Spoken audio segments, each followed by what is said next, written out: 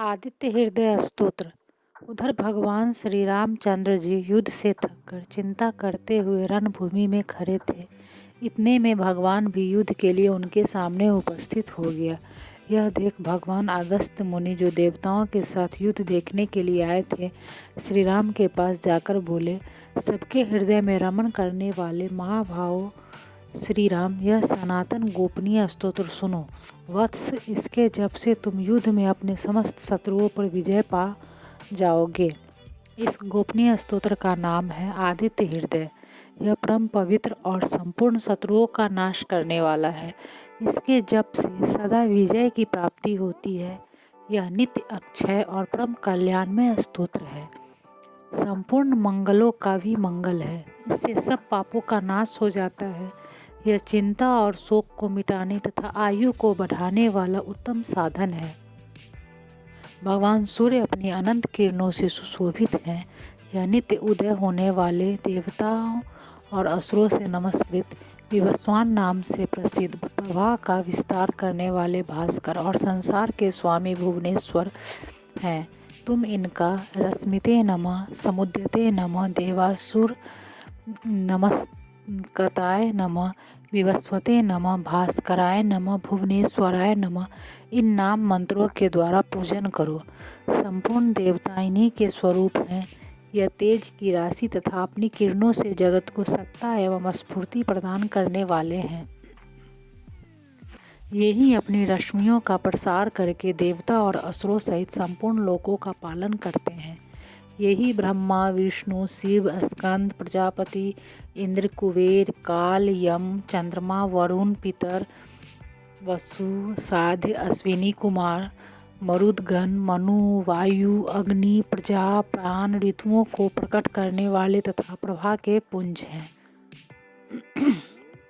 इन्हीं के नाम आदित्य, अदिति पुत्र, सविता, जगत को उत्पन्न करने वाले, सूर्य, सर्वव्यापक, खग, आकाश में विचरने वाले, पूषा, पोषण करने वाले, गव, स्थिमान, प्रकाशमान, सुवर्ण सदृश, भानु, प्रकाशक, हिरण्यरेता, ब्रह्मांड की उत्पत्ति के बीज, दिवाकर, रात्रि का अंधकार दूर करके दिन का प्रकाश फैलाने वाले, हरिदस्व, दिशाओं में व्यापक अथवा हरे रंग के घोड़े वाले, सहस्त्रार्ची, हजारों किरणों से सुशोभित, तिम्रोन्मथन, अंधकार का नाश करने वाले, शंभु, कल्याण के उद्गम स्थान, त्वष्टा, भक्तों का दुख दूर करने तथा जगत का संहार करने वाले, अंशुमान, किरण धारण करने वाले, हिरण्यगर्भ, ब्रह्मा, शिशिर, स्वभाव से ही सुख देने वाले, तपन, गर्मी पैदा करने वाले, आहड़ का दिनकर, रवि, सबकी स्तुति के पात्र, हिरण्यगर्भ, अग्नि को गर्भ में धारण करने वाले, अदिति पुत्र,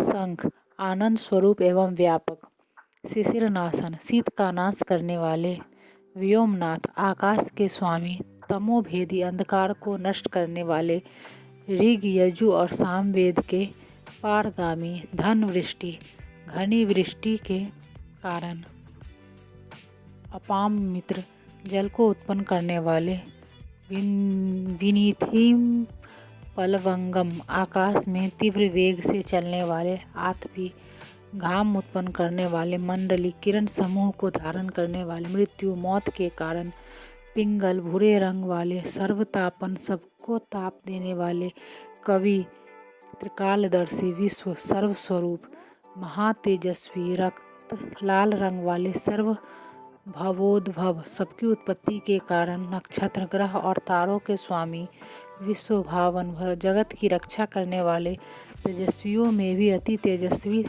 तथा द्वादशात्मा, 12 स्वरूपों में अभिव्यक्त हैं। इन सभी नामों से प्रसिद्ध सूर्यदेव आपको नमस्कार है।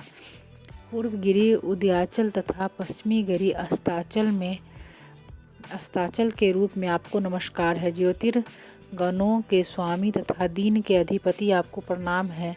आप जय स्वरूप तथा विजय और कल्याण के दाता हैं। आपके रथ में हरे रंग के घोड़े जुते रहते हैं। आपको बारंबार नमस्कार है। सहस्त्रों किरणों से सुशोभित भगवान सूर्य आपको बारंबार प्रणाम है।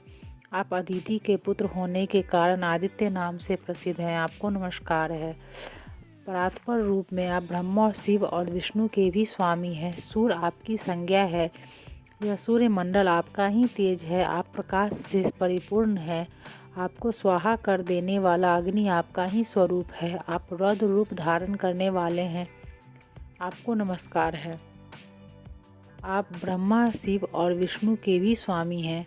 सूर्य आपकी संज्ञा है। यह सूर्य मंडल आपका ही तेज है, आप प्रकाश से परिपूर्ण है। आपको स्वाहा कर देने वाली अग्नि आपका ही स्वरूप है। आप रौद्र रूप करने वाले हैं, आपको नमस्कार है।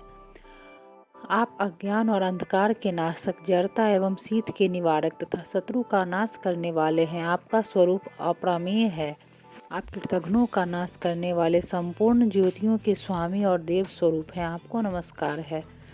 आपकी प्रभा तपाए हुए स्वर्ण के समान है। आप हरि, अज्ञान का हरण करने वाले और विश्वकर्मा, संसार की सृष्टि करने वाले हैं।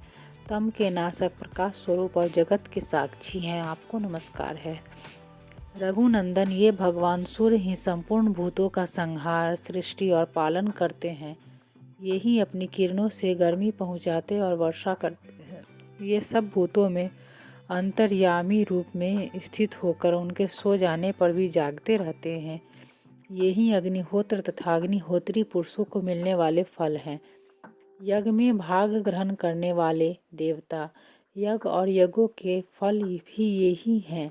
संपूर्ण लोकों में जितनी क्रियाएं होती हैं, उन सब का फल देने में ये ही पूर्ण समर्थ हैं। राघव, विपत्ति में, कष्ट में, दुर्गम मार्ग में तथा किसी भय के अवसर पर जो कोई पुरुष इन सूर्य देव का कीर्तन करता है, उसे दुख नहीं भोगना पड़ता। इसीलिए तुम एकाग्रचित होकर इन देवाधिदेव जगदीश्वर की पूजा करो। इस आदित्य हृदय का 3 बार जप करने से तुम युद्ध में विजय पाओगे। महाबाहो, तुम इसी क्षण रावण का वध कर सकोगे। यह कहकर अगस्त्य जी जैसे आए थे उसी प्रकार चले गए। उनका उपदेश सुनकर महातेजस्वी श्री रामचंद्र जी का शोक दूर हो गया। उन्होंने प्रसन्न होकर शुद्ध चित्त से आदित्य हृदय को धारण किया और 3 बार आचमन करके शुद्ध हो भगवान सूर्य की ओर देखते हुए इसका 3 बार जप किया। इससे उन्हें बड़ा हर्ष हुआ। फिर परम पराक्रमी रघुनाथ जी ने धनुष उठाकर रावण को देखा और उत्साहपूर्वक विजय पाने के लिए वे आगे बढ़े। उन्होंने पूरा प्रयत्न करके रावण के वध का निश्चय किया। उस समय देवताओं के मध्य में खड़े हुए भगवान सूर्य ने प्रसन्न होकर श्री रामचंद्र जी की ओर देखा और निशाचराज रावण के विनाश का समय निकट जानकर हर्षपूर्वक कहा, रघुनंदन अब जल्दी करो। सूर्य आदित्य हृदय स्तोत्र संपूर्णम।